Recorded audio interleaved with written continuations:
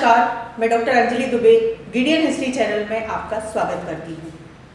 आज का जो हमारा विषय है वह प्रांतीय स्वायत्तता के अंतर्गत प्रांतीय स्वराज्य का क्या कार्य रूप था, इस पर आधारित है।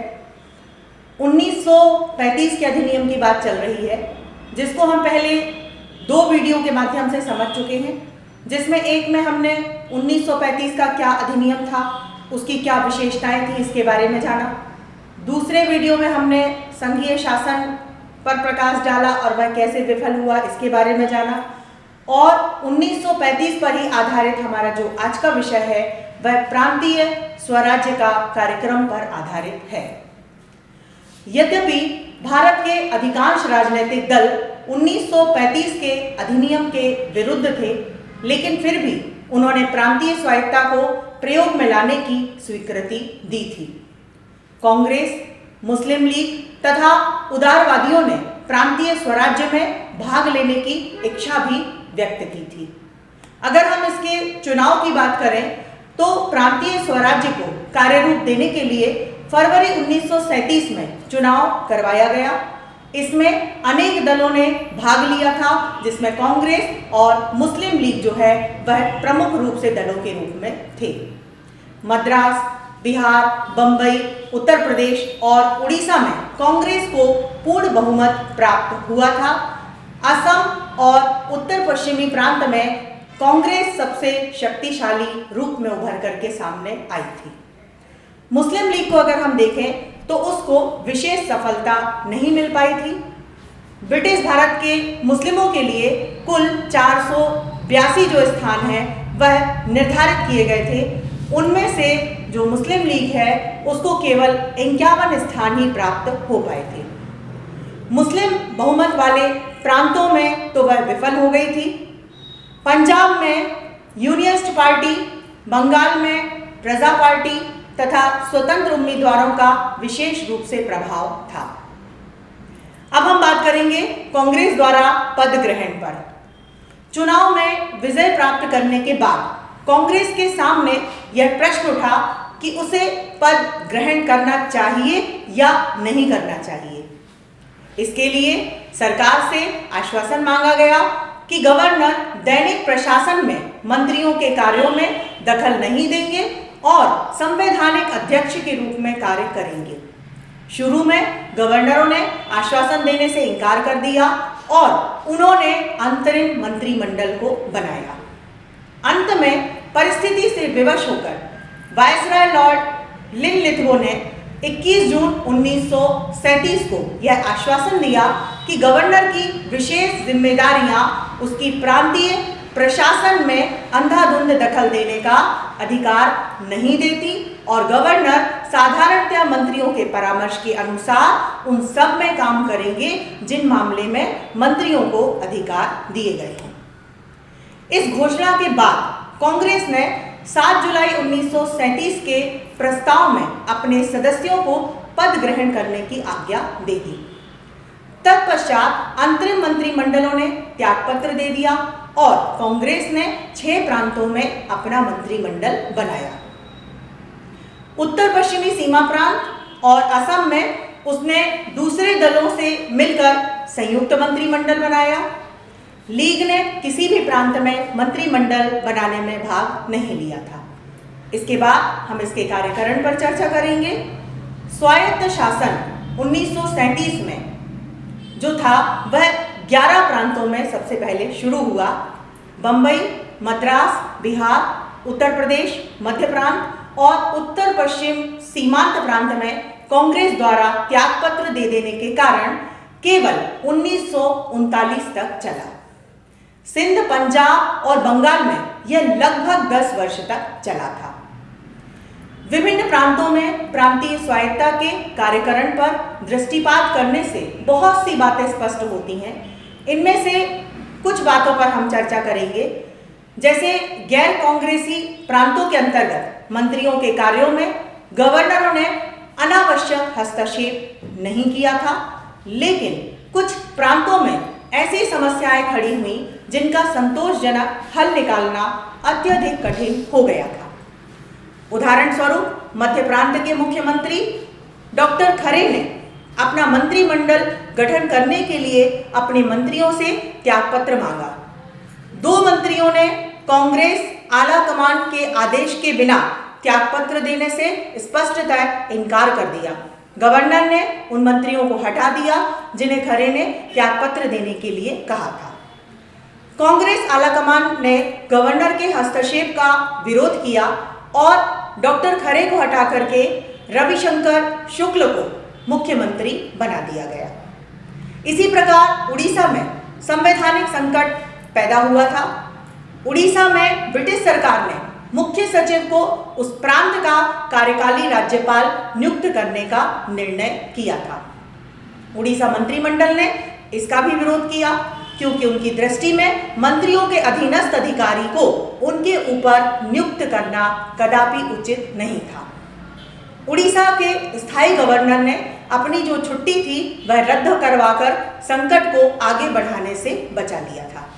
इसी प्रकार उत्तर प्रदेश में भी संकट पैदा हुआ था।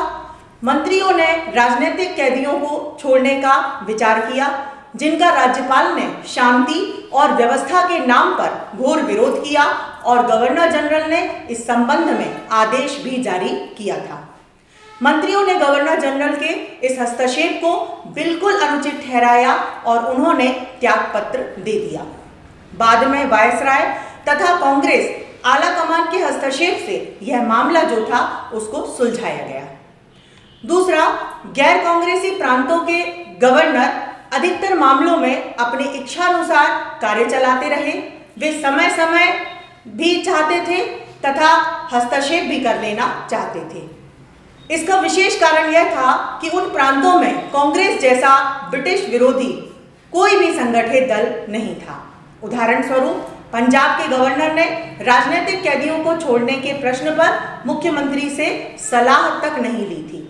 सिंध के गवर्नर ने बहुमत के बावजूद वहां के मुख्यमंत्री को अपदस्थ कर दिया और सिंध, बंगाल और उत्तर पश्चिमी सीमा प्रांतों के गवर्नरों ने मुस्लिम लीग की विधानसभा में थोड़ी संख्या होते हुए भी उनको सत्तारूढ़ रखने की पूरी कोशिश की थी। तीसरा, प्रांतीय स्वराज्य के अंतर्गत मंत्रालयों ने अपने कार्यकाल में भी ठीक ढंग से काम नहीं किया था। बहुमत दल के नेता जो थे वह मंत्रिमंडल ही बनाता था। विभागों का वितरण गवर्नर मुख्यमंत्री के परामर्श से करता था। सामूहिक उत्तरदायित्व के सिद्धांत का पालन किया जाता था। मंत्रिमंडलों में अल्पसंख्यकों को उचित प्रतिनिधित्व मिलता था। विधानसभा का मंत्रिमंडल पर नियंत्रण जो था वह वास्तविक था। चौथा, मंत्रियों की सहायता के लिए संसदीय सचिवों की भी नियुक्ति की जाती थी। वे सार्वजनिक सेवाओं के स्थायी सचिवों से बिल्कुल भिन्न होते थे। ये राजनीतिक व्यक्ति होते थे जो मंत्रियों को उनके दैनिक कार्यों में सहायता पहुंचाते थे। इस प्रकार नए राजनीतिज्ञों को प्रशिक्षण भी मिलता था। पांचवा, सरकार ने सार्वजनिक सेवाओं के अधिकारियों की राजनीतिज्ञों से सुरक्षा के लिए अधिनियम में काफी संरक्षण की व्यवस्था भी की थी। नियुक्तियों, सेवा शर्तों आदि मामलों में उन्हें मंत्रियों के नियंत्रण से भी मुक्त कर दिया गया था। सार्वजनिक सेवा के अधिकारियों ने मंत्रियों की आशातीत सहायता भी की थी। यह भय गलत सिद्ध हुआ कि बड़े बड़े सरकारी अधिकारी मंत्रियों की आज्ञा का पालन नहीं करेंगे। उत्तर प्रदेश के मुख्यमंत्री ने बिना उनकी आज्ञा के मुख्य सचिव द्वारा निकाले गए एक परिपत्र को ही रद्द कर दिया था। इसका बड़े बड़े अधिकारियों पर अच्छा प्रभाव पड़ा और मंत्रियों की आज्ञा का उल्लंघन करने का साहस नहीं करते थे। कांग्रेस आलाकमान का प्रांतीय मंत्रिमंडलों पर काफी नियंत्रण रहा। उनकी एक संसदीय उपसमिति कांग्रेस मंत्रियों और विधायकों पर पूर्ण नियंत्रण रखती थी। यह उनको अनुशासन में रखती, उनकी समस्याओं का हल ढूंढती और उन्हें चुनाव घोषणा पत्र के अनुसार कार्य करने के लिए प्रभावित भी करती थी। सातवां, कांग्रेसी मंत्रिमंडलों ने काफी प्रशंसक कार्य किए। कृषि, अकाल, शिक्षा, ग्राम सुधार, नशाबंदी, राजनीतिक कैदियों की मुक्ति, जमींदारी की समाप्ति और किसानों की दशा के सुधार के संबंध में उन्होंने अत्यधिक उल्लेखनीय कार्यों को किया था। कूपलैंड के शब्दों में अगर हम देखें तो कांग्रेस मंत्रियों ने अपने को योग्य और परिश्रमी व्यक्ति सिद्ध किया, जिनको अपना उत्तरदायित्व तथा सार्वजनिक सेवा का पूरा ध्यान था। इन सफलताओं के बावजूद कई आलोचकों ने प्रांतीय स्वराज्य को एकदम असफल तथा अपरिपूर्ण बतलाया है। उसे उन्होंने एक मखौल मात्र की संज्ञा दे दी है। के.टी. शाह के शब्दों में अगर हम देखें तो 1935 के विधान के अनुसार प्रांतीय स्वायत्तता एक भूत की छाया थी, जो ऐसे लोगों को जो उससे परिचित नहीं थे अवश्य ही भयभीत करती थी। यह भारतीय जनता को वास्तविक सत्ता न सौंपने का अंग्रेजी साम्राज्यवाद का केवल एक बहाना मात्र ही था। डॉक्टर राजेंद्र प्रसाद के बारे में अगर हम देखें तो डॉक्टर राजेंद्र प्रसाद ने कहा है कि बहुविज्ञापित प्रांतीय स्वराज्य वास्तव में गवर्नरों को स्वराज्य देता था। अब हम प्रांतीय स्वराज्य की आलोचना का पक्ष अगर रखें तो उसमें सबसे पहले बात आती है गवर्नर की व्यापक शक्तियों पर। प्रांतों में गवर्नर को बहुत ही व्यापक शक्तियां दी गई थी। बहुत से महत्व के कार्य उसके अपने विवेक के द्वारा कर लिए जाते थे। बहुत से कार्य अपने व्यक्तिगत निर्णय के द्वारा भी वह कर सकता था। यह गवर्नर के विवेक पर निर्भर था कि मंत्री नियुक्त हो या पद विमुक्त हो। विधानमंडल पर उसका अगर हम देखें तो पूरी तरह से नियंत्रण था। उसे अध्यादेश जारी करने का अधिकार था। वह गवर्नर के कानून भी बनाने का अधिकारी था। आपातकाल में उसकी शक्तियां और ज्यादा व्यापक हो जाती थी। इस प्रकार वह केवल संवैधानिक अध्यक्ष नहीं था, बल्कि प्रशासन के मामले में उसके पास पूर्ण नियंत्रण एवं पूर्ण शक्ति थी। 1935 के अधिनियम के अंतर्गत गवर्नर को विशेष दायित्व की शक्ति प्रदान की गई थी। इस शक्ति का व्यापक अर्थ लगाया जा सकता है किसी भी कार्य अथवा गतिविधि को उसके विशेष दायित्व से संबंध किया जा सकता है।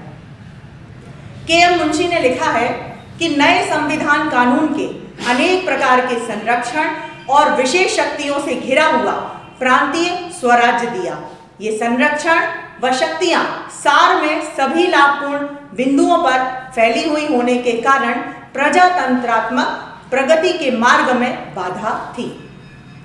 ए.बी. कीथ ने भी ऐसा ही विचार व्यक्त किया है। इसके बाद हम बात करेंगे दोषपूर्ण विधानमंडलीय व्यवस्था पर, जो इसकी अगली आलोचना है। विधानमंडल पृथक निर्वाचन प्रणाली पर आधारित थे। पृथक निर्वाचन प्रणाली 1909 ईस्वी के अधिनियम के द्वारा ही शुरू हो गई थी। अतः प्रांतीय विधानमंडलों के प्रतिनिधि केवल सांप्रदायिक हितों पर ही बल देते थे। वे राष्ट्रीय हितों की कदापि चिंता नहीं करते थे। दूसरी बात यह है कि मताधिकारी का जो आधार था वह भी अत्यधिक संकुचित था।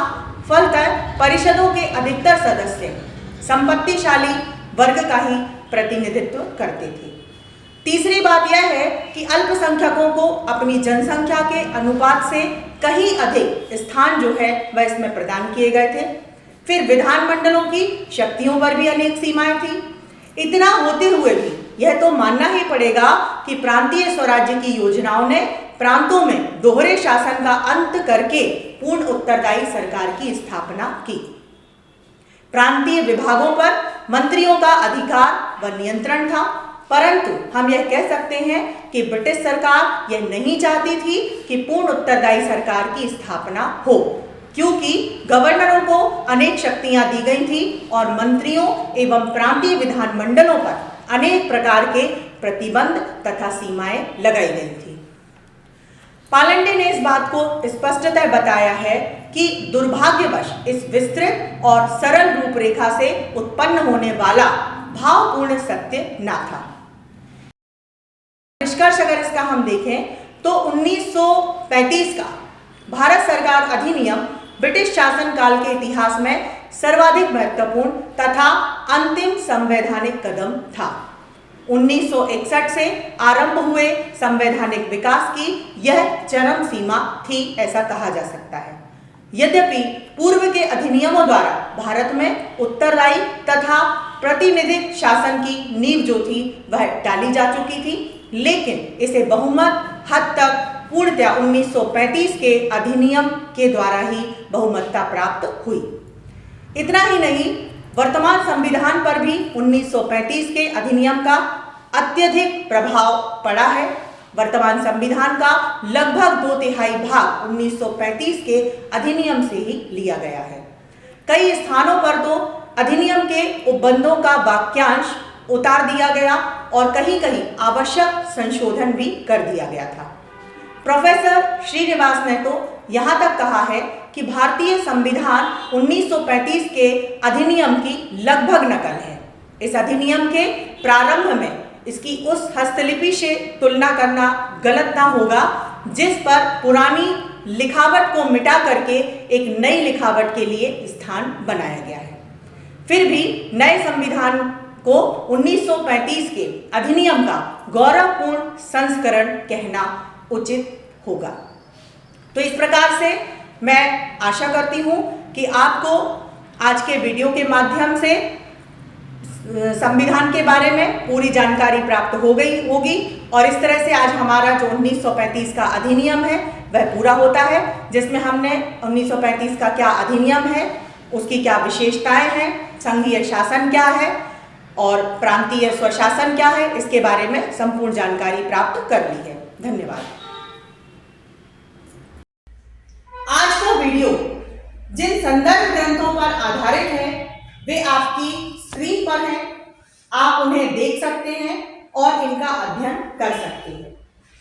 यदि आपको ये वीडियो अच्छा लगा और भविष्य में आप भारतीय एवं विश्व इतिहास को क्रमबद्ध रूप से जानना चाहते हैं तो आप इस चैनल को लाइक करें और सब्सक्राइब का बटन दबाएं। आपके सुझाव सदैव आमंत्रित रहेंगे। साथियों, इस चैनल का उद्देश्य किसी भी रूप में व्यवसाय बिल्कुल भी नहीं है।